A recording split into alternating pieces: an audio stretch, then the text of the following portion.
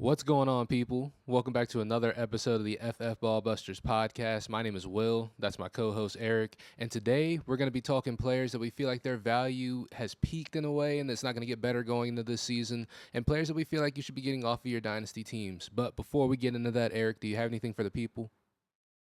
Yeah, man. Just shout out to you guys, our audience. We appreciate you as always, but we need some help. We had that Yeah. little bit of a hiatus in our videos, and so if you guys could help us get back into the YouTube algorithm, if you enjoy the content, by interacting with our video, whether it be leaving a like on it, hitting that subscribe button if you haven't already, or hitting that notification bell so you can stay up to date with all of our latest videos, and also leave a comment down below.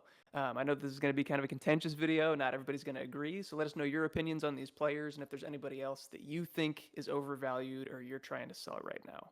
But with that, this one's going to be a doozy. Yeah, this is going to be a fun one. So, before I guess we set this off in the comments, who do you feel like we should start this one off with?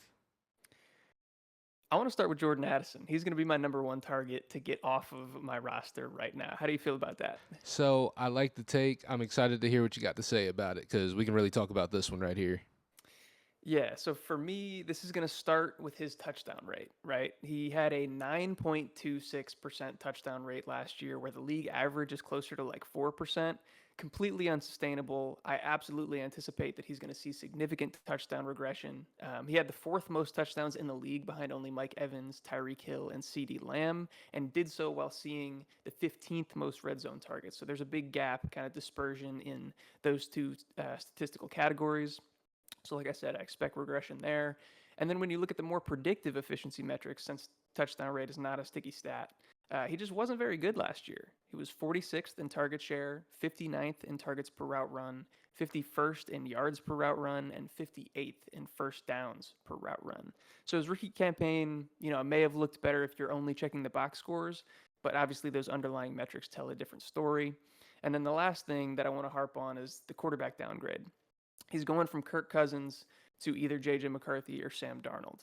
With that, target volume is going to go down. They're just not going to pass the ball at the same rate that they did with Kirk Cousins while he was there. And the quality of targets, I would expect, is going to go down as well. And then just another note, I would expect J.J. McCarthy to either start the season or get the nod early on. And with a rookie quarterback back there, I expect him to hyper target Justin Jefferson and potentially also hit those dump offs to Aaron Jones more often than we would see him hit kind of the ancillary pieces in the offense. So yeah, I'm kind of out on Jordan Addison, at least in 2024. Nah, I 100% agree with that. Like you said, the touchdown rate was absolutely insane. He scored 10 of them. I think the only receivers that did better than that were like Mike Evans, Tyreek Hill, and CeeDee Lamb. So an elite company there. Don't expect that to stay the same. Not quite a sticky stat. And like you said, him running as many routes as he did and him participating as much as he did with the team, with Justin Jefferson being out, I don't see him replicating that same level of success. And I don't see Justin Jefferson missing extensive time like that again as well. So it's just, I don't see where the value is in Jordan Addison going up at this point. Yeah, couldn't agree more. So with that being said, Jordan Addison, hit it. Get off my team. Get out of here. Good riddance, Jordan Addison. Let's move on to the second player on the list. I want to go to Zay Flowers. You cool with that? Absolutely. We can actually talk Zay Flowers because I feel like we're going to have a little bit of a discussion about Zay Flowers at the very least. Yeah, I had a note in here that you might disagree because we've talked about this a little bit in the past. But so I want to preface with that in mind that I do think Zay Flowers is really talented. I think he's a very capable football player. And I think that if he was deployed in ways that maximized his abilities, I wouldn't necessarily be fading him. But some people were worried with him coming out of college that his size and his skill set might end up pigeonholing him as a gadget player. His year one usage does kind of seem to reflect that, at least in my opinion. We saw him with an 81st, or he ranked 81st in ADOT, average depth of target. He ranked 45th in yards per route run, 50th in yards per target, 75th in yards per reception, and 50th in air yard share. So we're talking real close to the line of scrimmage, lots of screens and stuff like that, which is another stat that I have here. Led all qualifying receivers in the NFL in terms of the percentage of receptions coming off screens at 32.5%. And then on top of all that, he also lapped the league in percentage of yards coming off of busted coverage at 15.2%. The next closest guy in that category was 9.5. So all that combined with the fact that I expect there to be kind of a renewed commitment to the run game in Baltimore since Derrick Henry's coming to town, and as well as Mark Andrews coming back healthy, I just don't expect Zay to produce at a high enough level next year for him to gain or even maintain his current dynasty value. So the issue that I had with this, and this is just not an issue really, this is my process on this really. With Zay Flowers as a player, like you said earlier, we like him as a player, we love him as an athlete, and the situation hasn't really changed too much in Baltimore in terms of like the talent around him. They brought in Devontae Walker, who they're saying he's having a good camp. I don't really expect him to compete with too much too early. Isaiah likely did pop onto the scene, and that's something that's going to hurt every wide receiver's volume there because this team targets tight ends at a huge rate. And if they got two that are playing at a rate that Mark Andrews and he are playing at, absolutely. So I think this is really just a long-winded way of me saying that after thinking about it, I agree with you. I don't think that Zay Flowers' value is going to go up, especially with the way that this team runs. And I think that the way that they really want this thing to go, because last year they were missing Mark Andrews for an extended period of time. 4 of the 5 touchdowns that Zay Flowers scored were while Mark Andrews was not with the team. Having Derrick Henry with the team is going to take away red zone opportunities from everybody involved because, like you said, they're going to be trying to give him the ball a lot. So in terms of did we really draft Zay Flowers to be a pure wide receiver one for a team? We kind of hope that, he's talented enough to do it, but at the end of the day, we kind of knew he was going to be a gadget player they would have to deploy in some creative ways. And I think that now it's just going to get tougher because now they have more weapons that they have that they can just run the team the way that they want to. They don't really need to get creative. They don't need to deploy Zay Flowers in those creative ways because they've got a Derrick Henry now, or they've got Isaiah likely popping onto the scene. They've got Mark Andrews back. So I definitely see the argument, and I do like the fact that you did say Zay Flowers' value has kind of peaked here because I kind of agree. This is the youngest he's going to be, and last year's probably the most value we're going to see out of him, really, with this team and the way they run these wide receivers. Yeah. So I think, like you said, we do kind of come to an agreement here, although maybe a slightly softer agreement than we started with Jordan Addison. But I'll let you hit it once again. Zay Flowers. Get off my team. a little sad. Get off my team. That's all right. That's all right. I won't say good riddance. If you want to keep Zay Flowers, it's fine. But whatever. Let's move on to the number 3 guy on the list here. I want to go to Jayden Reed.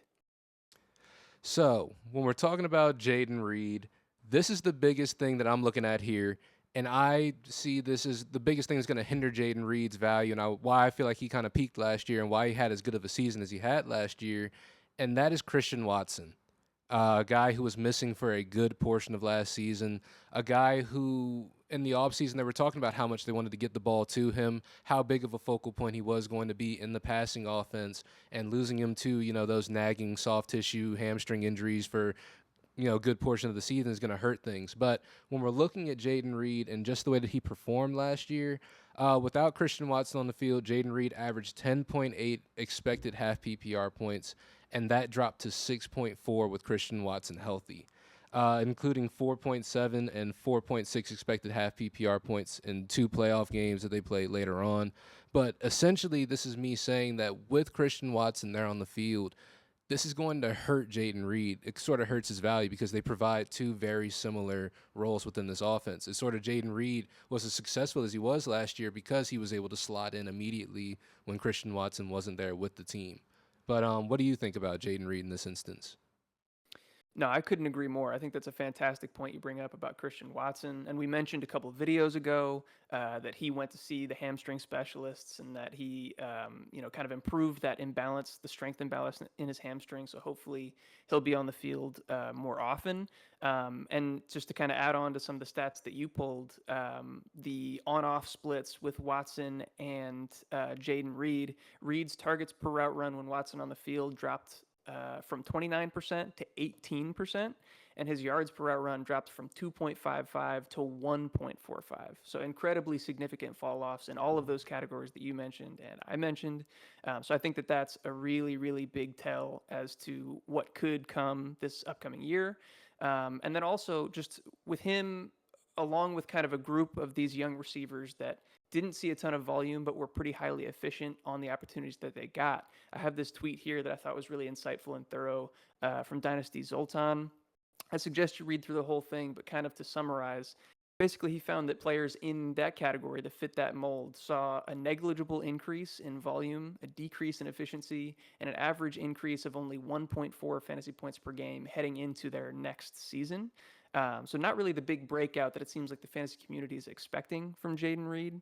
And then also just some other things that we've talked about with the first two players, like Jordan Addison. Reed also put up an unsustainable touchdown rate of 8.51%. Yeah. That's going to regress.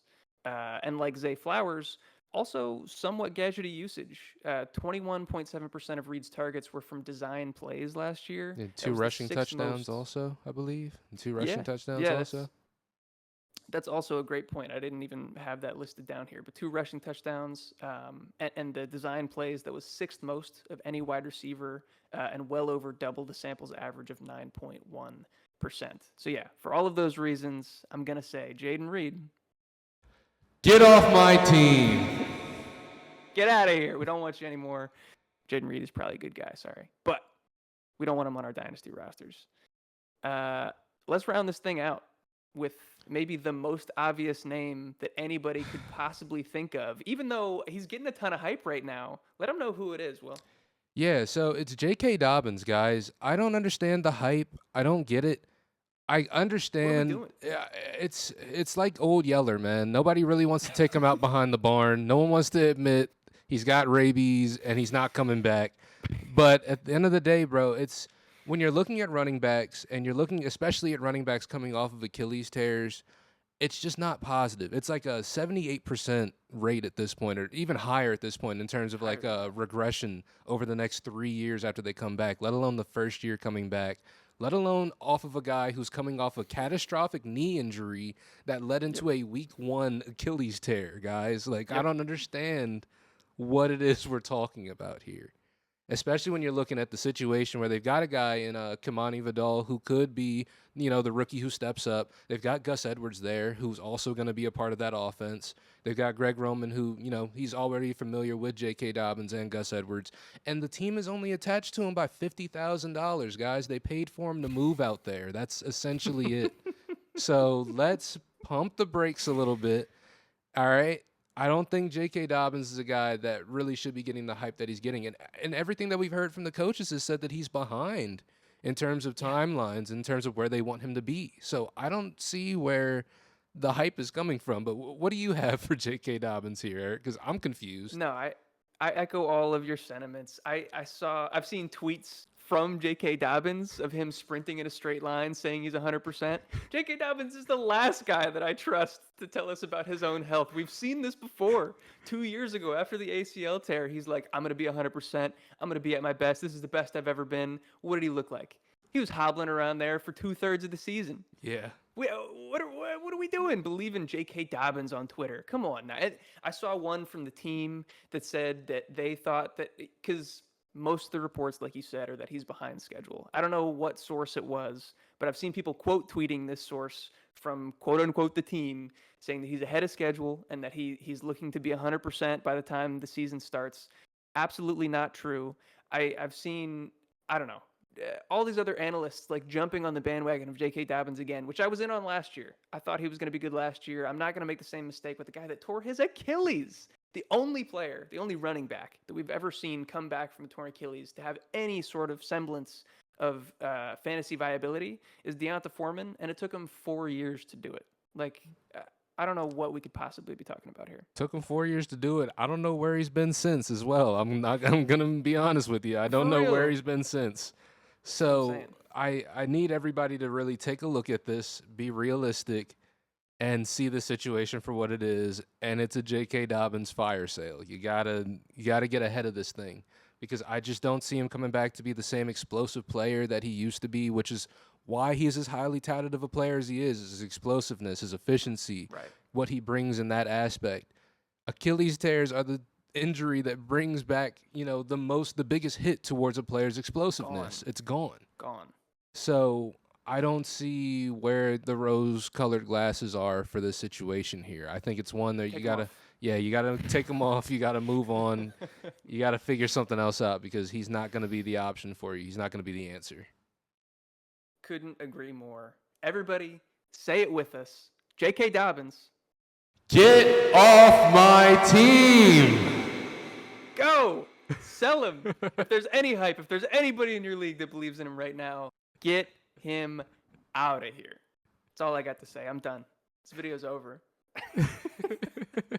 So that's going to go ahead and wrap up the video. Like we said at the top of it, this is going to be more of a controversial video. So if you guys disagree with us, please sound off in the comments respectfully below and let us know some guys that you think we should fade, or let us know why we shouldn't fade these guys. Maybe there's something we're overlooking. Maybe there's something we're not looking at. So let us know. Sound off in the comments down below and do all that great YouTube stuff. Hit that subscribe button, hit that notification bell. That way you know when we drop all of our latest videos. And yeah, Eric, you got anything else for the people before we get out of here? Yeah, if y'all could do us a favor and check those links down in the description below. As you can see, Will and I are wearing the same thing. It's CMG Day over here at FFBB. So go check out Choice Music Group. They're putting out new music all the time. You're going to like it a lot. Check out Do Numbers as well if you're interested in hoodies like these, some other cool apparel. You got a discount code down there. And check out the link to our Discord as well. If you really are fired up and hate this list, come in there and shout at us. Let us know what's going on with you, or if you agree, we'd love to have you in there regardless of your agenda. But I think that's it. I think we got through it. I hope you guys have a great day. If you made it all the way until the end, as always, we love you. And we will catch you in the next video. Peace. Peace.